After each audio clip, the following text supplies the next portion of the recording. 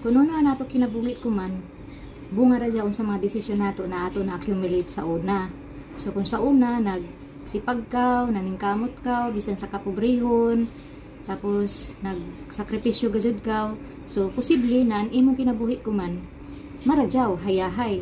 Pero kung sa una, nag-inom-inom rakaw, nagbanjing-banjing rakaw, singkatuyog rakaw, kaya ka maning kamo para makalearn ka ng mga skills, posible na ang imong kinabuhi ko man malisod. Og sa adyo pag mahaya ang ibang tawo or ang imong mga ginikanan, kung uno na nasingod ang imong kinabuhi ko man, kay kita ra gajud ang hinungdan kung uno na ato kinabuhi ko man marajaw or dili.